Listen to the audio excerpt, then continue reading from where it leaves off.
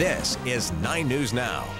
Death by fire. Auto safety experts say that is what happened to dozens of people who perished in fiery crashes involving late models of the Jeep Grand Cherokee. Now the government is expanding its investigation into these vehicles and others. 9 wants you to know why some are calling this a life and death safety issue. For over a year, our Leslie Foster has been investigating the claims made about these popular SUVs. Anita and Derek, the questions center around the safety of the 1993 to 2004 Jeep Grand Cherokees. This is one of them. If you look in this hatch area, you'll see all the documents senior producer Stephanie Wilson and I have poured through. The consumer group, the Center for Auto Safety, believes the placement of the gas tank seen here can lead to fires and deaths.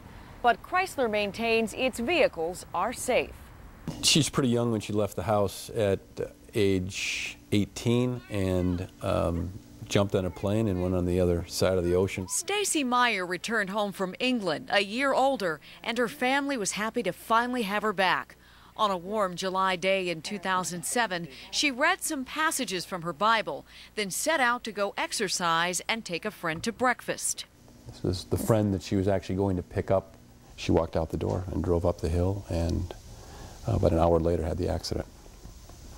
A driver having a seizure lost control on a Wisconsin state highway and slammed into the back of Stacy's 2001 Jeep Grand Cherokee. They ended up smashing into the guardrail on this side. According to police accident reports and witness statements, the Jeep burst into flames. You know, we were a family of 5. Now we're a family of 4. The people that are lucky survive. I mean, but there's absolute tragedies. Clarence Ditlow heads up the Center for Auto Safety, a nonprofit here in Washington founded in 1970. His office petitioned the National Highway Traffic Safety Administration in 2009 to investigate crashes involving 1993 to 2004 Jeep Grand Cherokees like the one Stacy was driving. The center used the government's Fatal Analysis Research System, also known as FARS, to make their case. Using the FARS data, the Center for Auto Safety now counts at least 51 accidents where 72 people died in rear, side, and rollover crashes, and fire was the chief cause of their death. You'll have a huge ball of fire, and people can't get out of the vehicles before they burn.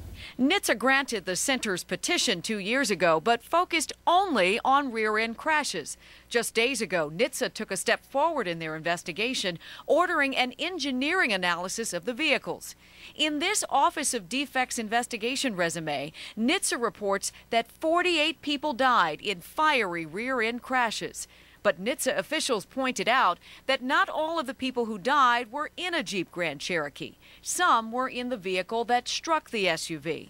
It is one of the key factors that convinced NHTSA to upgrade its safety defect investigation. Chrysler's response to the expanded probe is that the Jeep Grand Cherokee is no riskier than its closest competitors. What would you tell people who have this vehicle?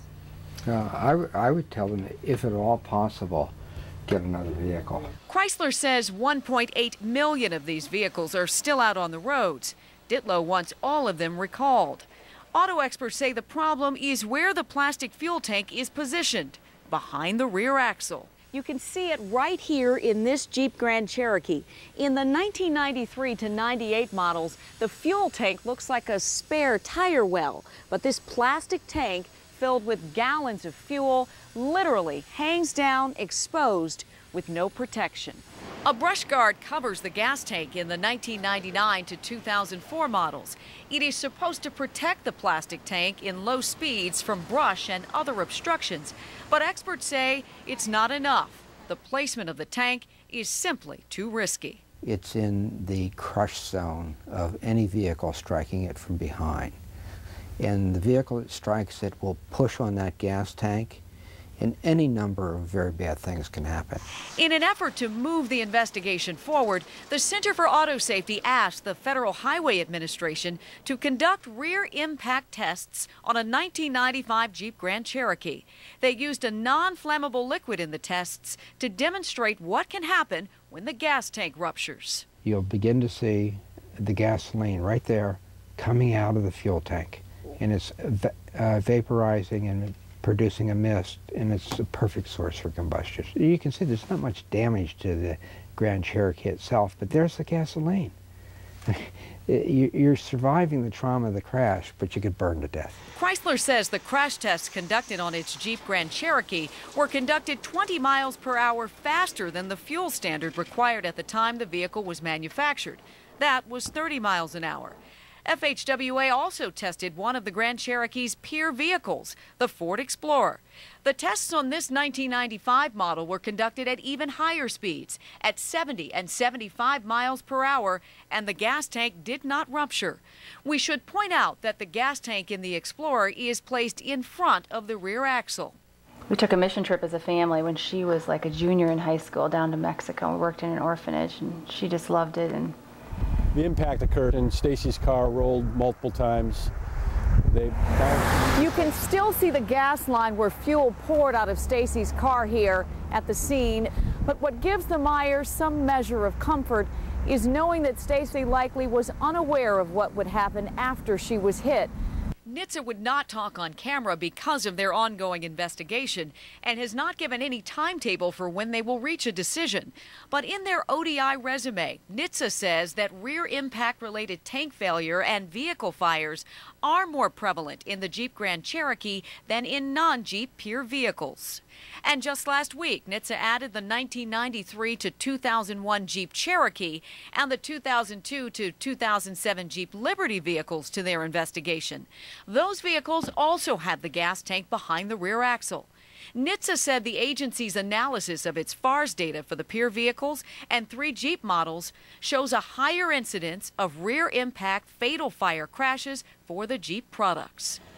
Chrysler disagrees. In a statement, the company tells 9 News Now the 1993 to 2004 Jeep Grand Cherokees are neither defective nor do their fuel systems pose an unreasonable risk to motor safety in rear impact collisions. And they say rear impacts resulting in fire are extremely rare. Rear impacts resulting in a fire occur no more often in 1993 to 2004 Jeep Grand Cherokee vehicles than in peer vehicles, and the 1993 to 2004 Jeep Grand Cherokee vehicles are at no greater risk of exposure to fire in rear-end collisions than peer vehicles. As for the expanded investigation, the company said, we expect that a similar analysis of subject vehicles recently added to this investigation, which NHTSA generally conducts at the engineering analysis stage, would support a similar conclusion. I just wonder if any of their children, had been lost in a car where there was a poor design, how they'd feel about just nothing being done. Do you believe that Stacy would be alive today, potentially, had she not been in that vehicle? I think so, yes.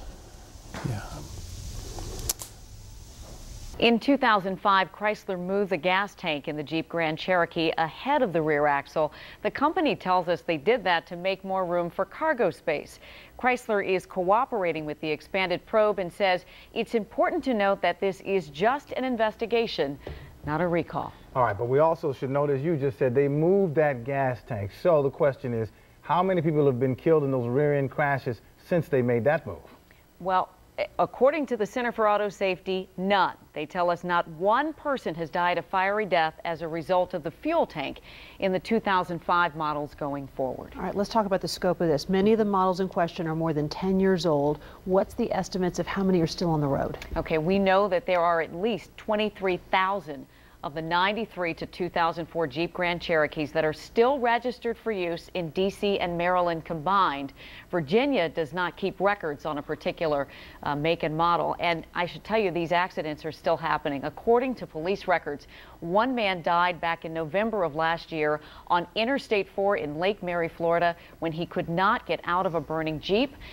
And a 4-year-old boy in Bainbridge, Georgia died on March 6th of this year when the Jeep Grand Cherokee he was in was struck from behind and caught fire. Now, the Center for Auto Safety asked for both of these incidents to be included in NHTSA's investigation. Okay. Well, coming up tomorrow night at 11 o'clock, you're going to hear from a Chrysler whistleblower who will talk more about a potential solution and why he says the company knew about problems before these SUVs even went into production. And if you go to our consumer section of our website, WUSA9.com, you can read documents from the NHTSA investigation into the 1993 to 2004 Jeep Grand Cherokee, as well as Chrysler's statement about the expanded probe. Wow, great work and powerful information consumers need to know. Our consumer team worked hard on this one. All right, thank you, Leslie. Looking forward to tomorrow night. Thanks.